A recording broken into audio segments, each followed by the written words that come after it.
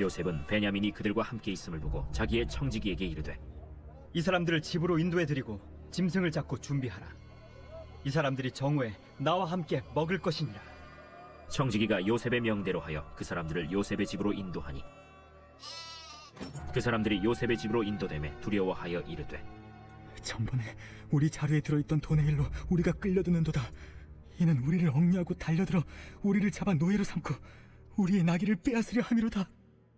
그들이 요셉의 집 청지기에게 가까이 나아가 그 집 문 앞에서 그에게 말하여 내 주여, 우리가 전번에 내려와서 양식을 사가지고 여관에 이르러 자루를 풀어본즉 각 사람의 돈이 전에 그대로 자루 아귀에 있기로 우리가 도로 가져왔고 양식살 다른 돈도 우리가 가지고 내려왔나이다.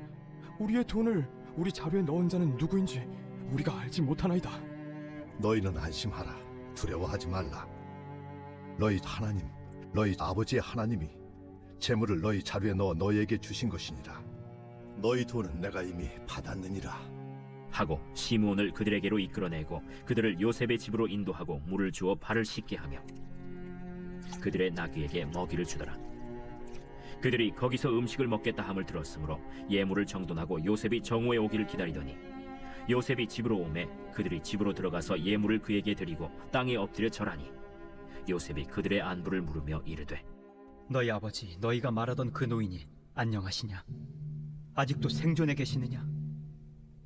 주의 종 우리 아버지가 평안하고 지금까지 생존하였나이다. 하고 머리 숙여 절하더라.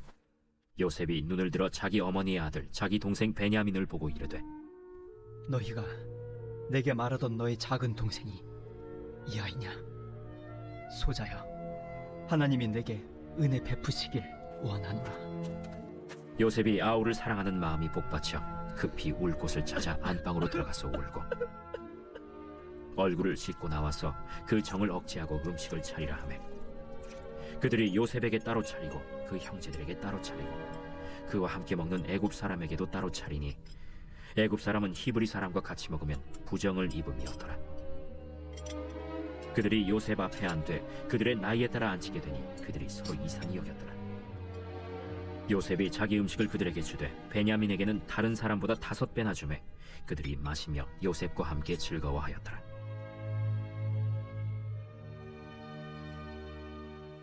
야곱의 결단으로 베냐민과 다른 아들들은 모두 요셉 앞에 서게 됩니다. 요셉은 베냐민과 형들을 알아보지만 형제들은 요셉을 알아보지 못하고 있죠. 요셉은 그런 형들을 매우 크게 환대해 줍니다. 과거에 당한 일에 대해서 복수하고자 하는 마음은 전혀 없는 것 같습니다. 요셉은 형들이 자신을 죽이려 하였고 또 자신을 타국에 노예로 팔아버렸다는 것을 잊어버린 걸까요? 그렇지 않습니다. 그렇다면 시간도 많이 지났고 어쨌든 지금은 총리가 되었으니 그냥 없던 일로 덮으려고 했던 것일까요? 그것도 아닙니다. 다만 요셉은 이미 형들을 용서한 것입니다. 이것은 요셉의 마음이 특별히 넓어서 그런 것은 아니었습니다. 요셉은 하나님의 뜻을 알게 되어서 형들까지 용서할 수 있게 된 것입니다. 하나님의 뜻이라는 것, 다른 말로 하면 고난이 해석되니까 형들에 대한 미움, 복수하고 싶은 마음이 모두 사라진 것입니다. 요셉의 이런 모습은 하나님의 뜻대로 이 땅에 오셔서 모든 고난을 이겨내신 예수님을 생각나게 합니다. 요셉은 형들이 잘못을 빌었기 때문에 용서한 것이 아닙니다. 형들의 악한 행위가 충분히 용서를 빈다고 용서가 되는 걸까요? 돈으로 보상하면 용서가 될까요? 아니면 평생 노예로 섬기면 용서가 될까요? 그렇지 않습니다. 형들이 용서받은 것은 이미 용서하기로 마음먹고 잔치를 벌여놓은 요셉의 은혜로 되어진 것입니다. 이것은 우리를 용서하시는 주님의 마음과도 같습니다. 우리의 모든 죄를 용서하시고 잔치를 벌려놓고 우리를 기다리시는 주님의 마음이 바로 이와 같았을 것입니다. 따라서 주님께 용서받고 구원받기 위해 우리가 해야 할 일이 있다면 그것은 그분의 은혜를 받아들이는 것 이거 하나입니다. 그런데 은혜를 이해하고 받아들이는 것이 사실 쉽지 않습니다. 왜냐하면 세상의 방식과 전혀 다르거든요. 세상은 행한 만큼 보상이나 벌이 주어지는 것이 공평하다고 합니다. 그러나 주님의 방식은 은혜의 원리입니다. 요셉의 형들은 이 은혜의 원리를 잘 이해하지 못한 것 같습니다. 요셉이 잔치를 벌이고 환대할 때에도 그들은 불안함을 감추지 못합니다. 34절에 가서야 비로소 요셉과 함께 즐거워할 수 있게 되었죠. 형들은 애굽의 총리와 마주할 자격이 없다고 생각했기 때문에 불안한 것입니다. 우리가 하나님 앞에 이렇게 어떤 자격을 근거로 나아가려고 한다면 그것은 우리에게 기쁨이 되지 못합니다. 행위와 자격으로 나아갈 때 하나님이 오신다고 하는 것, 하나님이 함께 한다는 것은 우리에게 불안함과 두려움이 될 수밖에 없습니다. 얼마나 더 잘해야 되지? 이것으로도 부족한 것은 아닐까? 우리가 얼마나 더 충분하게 잘해야 하나님 앞에 설 수 있을까? 우리는 절대 우리 스스로 하나님 앞에 설 자격을 갖출 수 없습니다.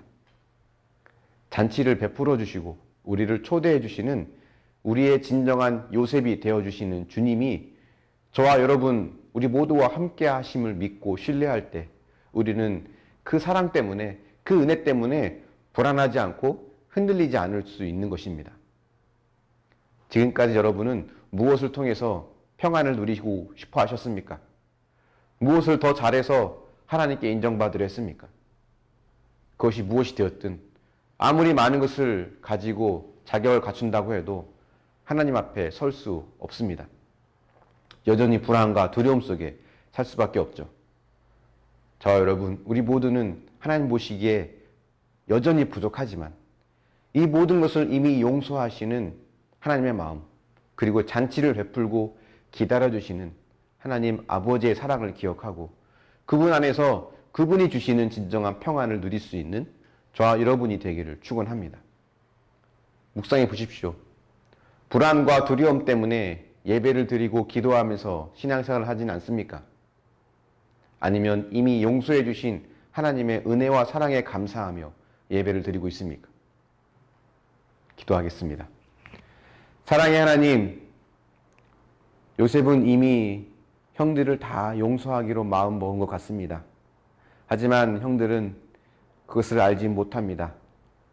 은혜를 알지 못하기에 여전히 불안해하고 두려워합니다. 하나님, 우리가 하나님 앞에 자격을 얻고 공로를 내세워 나아간다면 우린 늘 이렇게 불안할 수밖에 없음을 고백합니다.